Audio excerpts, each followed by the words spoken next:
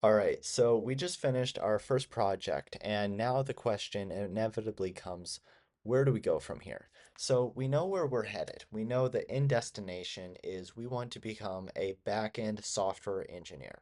That's where we want to go, but how do we actually get there? We just started off from whatever 5 months ago, not knowing anything about back-end engineering or software engineering, and we've been making a lot of progress. First off, I decided that okay, I know what I'm going to do. I don't know anything about software engineering. I am first going to try to figure out what it is and just understand those basic tools. So, in that, I went through on this channel, I started exploring things like JavaScript. What is Node.js? What is Express? How do you do these route handling? What is a route handling? And also, I had not done experience or I had not had experience with HTML or CSS or any of these things. So, okay, great, let's learn about those. And so it was kind of an exploration. And then once I got a little bit comfortable with JavaScript ecosystem, I then moved on to the Java ecosystem. So learning Spring Boot, dependency injection, all of that. And actually, when I was learning this Java ecosystem, it went a lot faster because I had already known those topics from the JavaScript ecosystem. So they were able to very easily transfer over. Then, once I got to the point that, okay, I understand JavaScript and Java, and I know that these two things are very important for backend software engineering. Awesome. Now it's time for me to actually go about creating a project.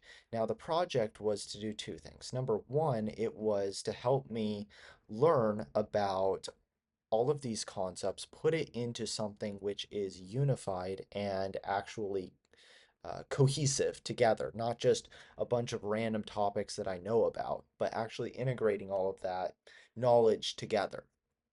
The second thing that it does is demonstrates a level of competency in those topics. So it's very difficult to say, oh, well, yeah, I self-studied Node.js.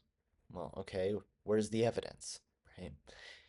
You need something to actually say, like, here is the evidence, here's what I've done, here is a project. So this project was to do both things at the same time. So the way that I went about this project was I said, all right, well, let me go and look at the job descriptions of back-end software engineering roles. So I went online, I went and I looked for those target companies that I have, and I looked to see what they were wanting.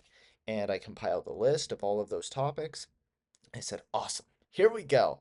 Let's go and try to hit as many of those as we can and integrate it into a project. And that's kind of what we did. You know, we had a microservice architecture where we had separate different microservices. We had Java microservices, we had a JavaScript microservice, we had a SQL database, we had a NoSQL database, we had EJS files, we had Docker containers, we had all of these different things coming together. And it was very good for me to also be able to really get an understanding of this. There's a huge difference between just learning something, watching it, and actually doing it yourself. Now I feel a lot more confident in my own abilities and more of an intuition about these concepts.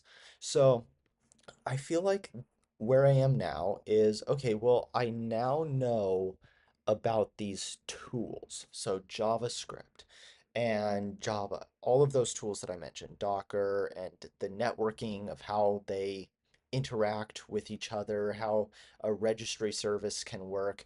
Okay, now I'm thinking about doing something very similar, but for the next level up. So the first level was very basic, just the tools, right? Now it's time to actually try to learn those higher level things. So that's going to be more targeted and more specific. And so something like, okay, how does uh, how do these containers scale up? How do you do load balancing? How do you, and it's very difficult for me to even articulate it right now because I don't know what I don't know. So I know the general direction and goal of where I'm heading, but I don't really know what I don't know. So, and that was the exact same when I started like 6 months ago. I didn't know what I didn't know about software engineering. I didn't know anything about the Dockers or the Docker, the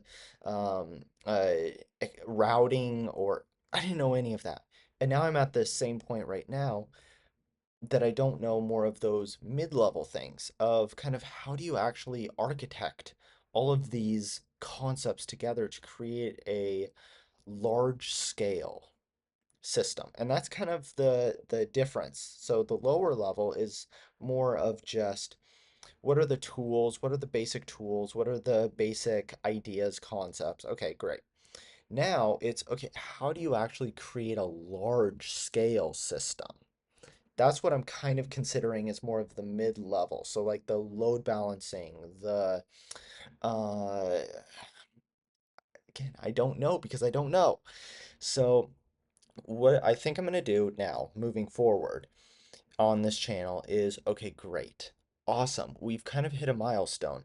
Now let's keep that momentum and let's keep moving forward. So what I need to do is start another discovery phase. I need to try to find out all of these different topics and technologies and frameworks and ideas within this next level, this uh, medium complexity, not complexity, but like medium level skill, right?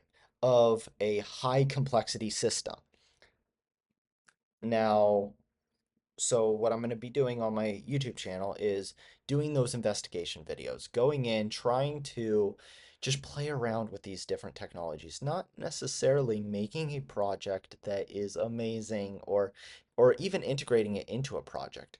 Just playing around with it, seeing what it is, trying to get exposure to it and say, okay, this thing exists. Now, am I going to use it? Maybe, maybe not. But I know that it exists. And if I see a need for it, okay, aha, here we go. I got it. I can integrate it into my project. If I don't see a need for it, well, I didn't lose anything. I just learned something new. So, okay, that's the exploration phase. Now, there's going to be another thing that I'm going to be thinking about doing in parallel to this. So I haven't decided exactly how I'm going to do it, but this is just kind of a conversation of how I think I'm going to go about doing it. So now that I have the basic tools, nothing is really stopping me from building projects at that mid level and just fumbling around, right? Nothing is stopping me. And if I build a project and it completely falls on its face, well, I didn't lose anything. That's the cool thing about this is, I can play around with my personal projects. If they don't work, I learned something. That's amazing. Awesome. So, what I think I'm going to do is this. I'm going to start doing my personal projects, which are, I'm going to try to clone uh, like other software services. So what this does is it actually does three things at the same time. Now, number one, a lot of those interview questions are system design. So they'll ask you, design X service, whatever it is, like Dropbox or Facebook Messenger or whatever it is. So design this and you go and you do your components and you put everything together and you do your system design. Okay, great.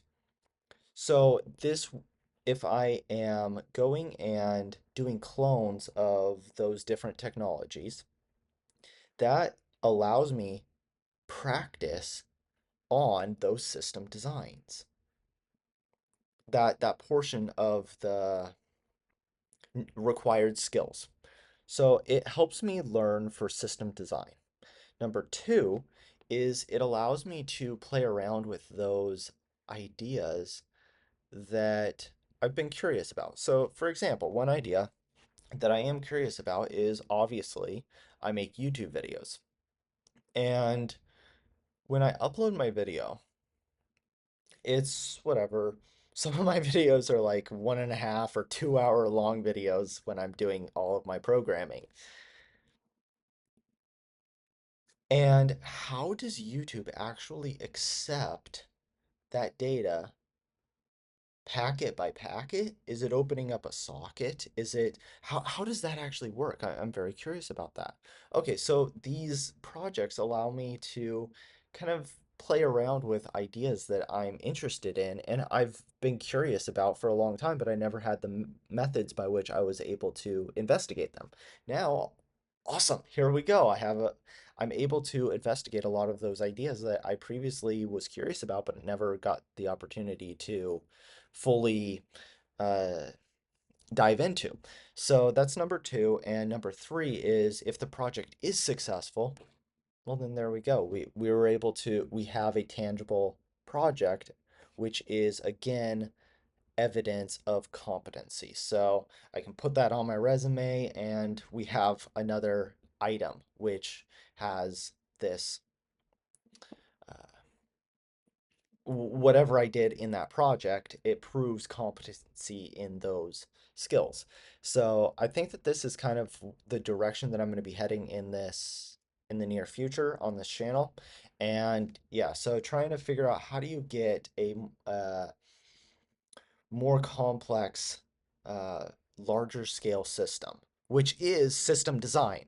So that's kind of the next level is system design. We got the basic tools. Now it's time to go into system design. So if that is interesting to you, subscribe to this channel. I would love to have you along for the ride, and we can see where this journey takes us. So yeah, love to have you along for the journey. Anyways, I hope everyone has a wonderful rest of the day. My name is Timothy Lee Grant, and I will see you guys very soon.